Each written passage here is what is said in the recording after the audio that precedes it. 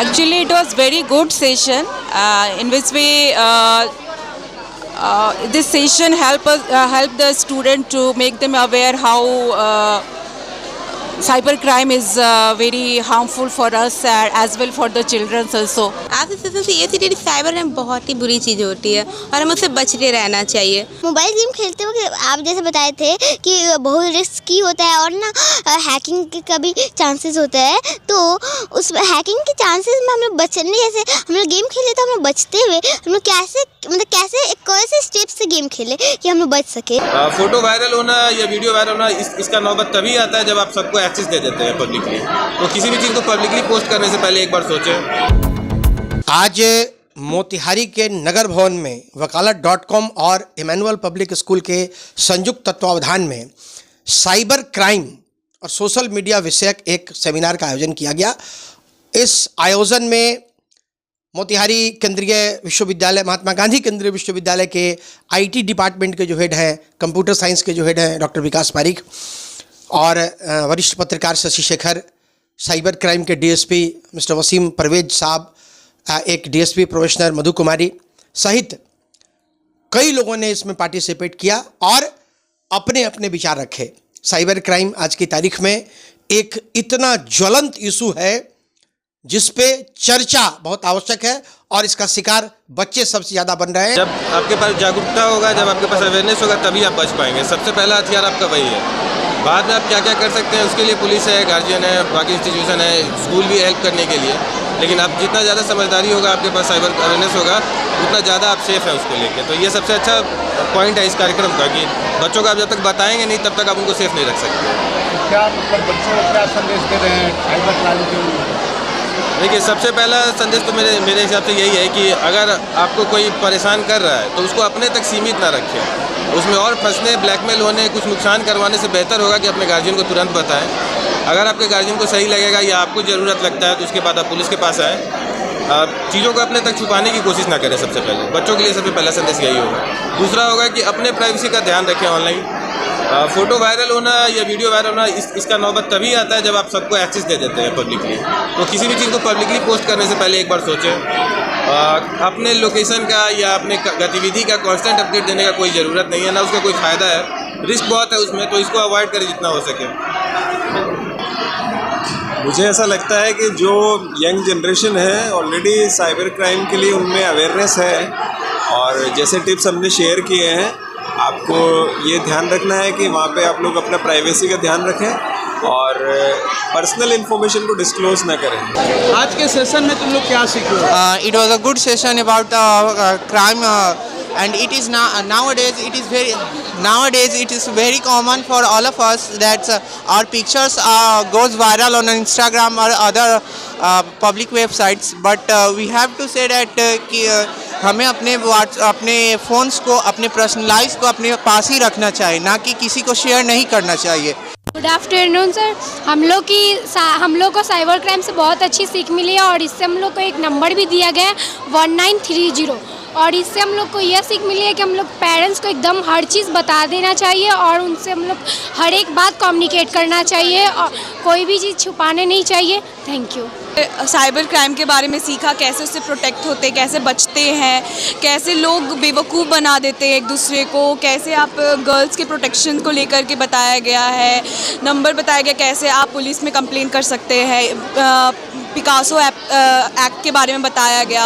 हाँ, सेशन आज का अच्छा लगा। बच्चों ने लर्न भी किया। फर्दर हम लोग मोटिवेट करेंगे कि ऐसे क्राइम से बच के रहें, और जब ऐसी कोई परेशानी आती है तो अपने पेरेंट्स को शेयर करें, जो नंबर दिया हुआ उस पर कॉन्टैक्ट करें, है ना। इस बात को मतलब लर्निंग पॉइंट ऑफ व्यू से बहुत सीरियसली ले।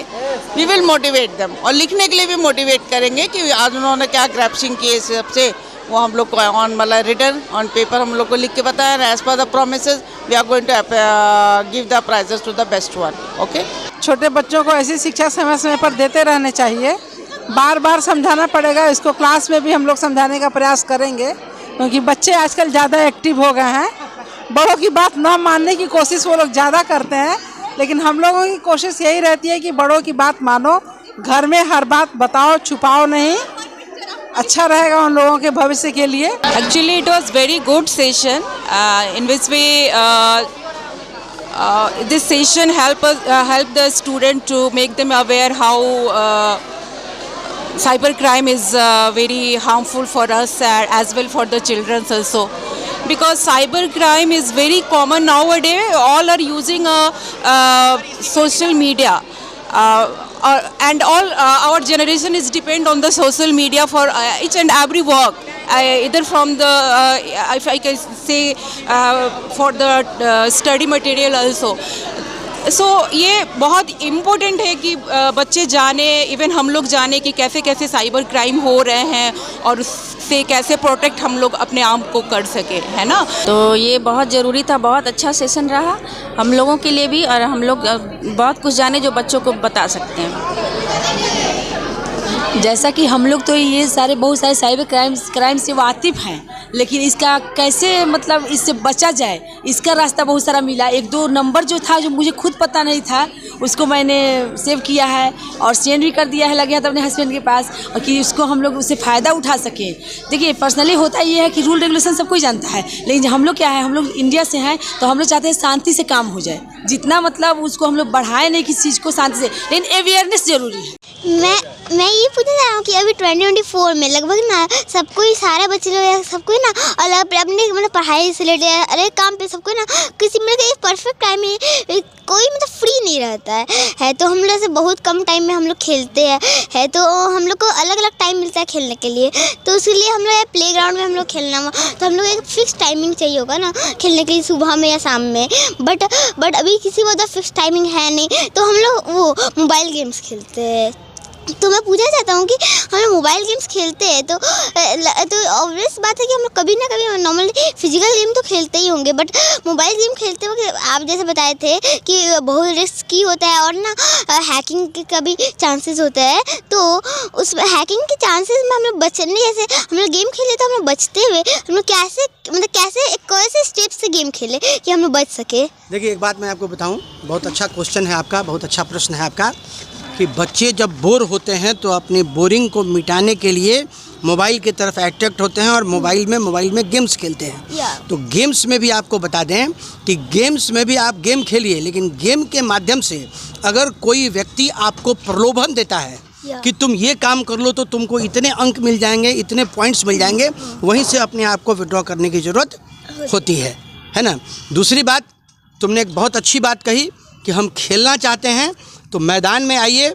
इमैनुअल स्कूल के सारे बच्चों को मैं कहता हूं कि जिन बच्चों को भी खेल में इंटरेस्ट है, अगर क्रिकेट खेलना चाहते हैं या फुटबॉल खेलना चाहते हैं तो गांधी मैदान में आइए, क्योंकि उससे बड़ा मैदान नहीं है, और वहां खेलने की जो व्यवस्था है वो व्यवस्था हम लोग अपनी तरफ से करा देंगे। जी थैंक यू। आज इस वजह से ये सीधे साइबर क्राइम बहुत ही बुरी चीज़ होती है और हमें उससे बचते रहना चाहिए। पर ऐसा होता है ना कि टीचर पर स्ट्रिक्ट होता है, जब हम बच्चे लोग बाहर जाने नहीं देते, मेरे टोटल स्ट्रिक्ट है, हम तो बाहर जाने में मौका नहीं मिलता, तो फिर घर पे ऐसा लगता है कि क्या ही करे, पढ़ाई के अलावा दूसरा कुछ नहीं है, तो एक फ़ोन ही दिखता है कि हाँ उसको यूज़ करें। तो कभी कभी लगता है कि हाँ फ़ोन खेलना भी अच्छी बात नहीं है, पर क्या कर सकते हैं, मम्मी पापा परमिशन कभी कभी नहीं देते हैं। और ऐसा मेरा साथ नहीं है, बहुत सारे लोग होते हैं कि हाँ मम्मी पापा स्ट्रिक्ट हैं तो वो नहीं जाने देंगे।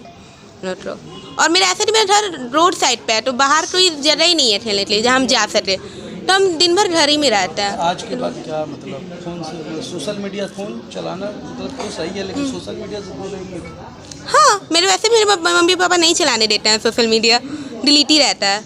एक यूट्यूब है तो हाँ उससे दूरी बनाए रखूँगी, पर वो अपने आप तो नहीं हो रहा, धीरे धीरे कर रहे हो रहा, रफ्तार नहीं।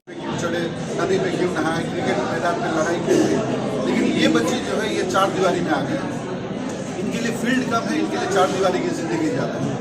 तो चार दीवारी के अंदर में अगर ये मोबाइल के साथ नहीं रिलेटेड होंगे तो ये करेंगे क्या?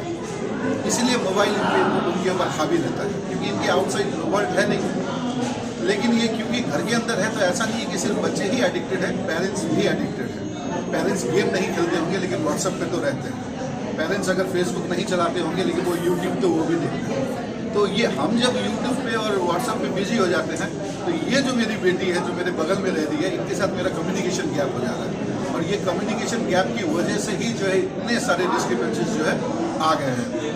ये एक दिन का सफ़र नहीं है, और ऐसे ही लोग जैसे वकालत.com है, हमारे ज्ञानेश्वर भैया है, और ये जो रिसोर्स पर्सन जो थे, यही लोग हैं जो इस चीज़ के जिस सिरे को पकड़े हैं। लंबी सफ़र है, लेकिन उम्मीद तो किया ही जा सकता है, क्योंकि संभावनाएं यही है कि हम लोग इसी तरीके से काम करते रहेंगे और इस चीज़ों को बेहतर करें। बहुत बहुत धन्यवाद।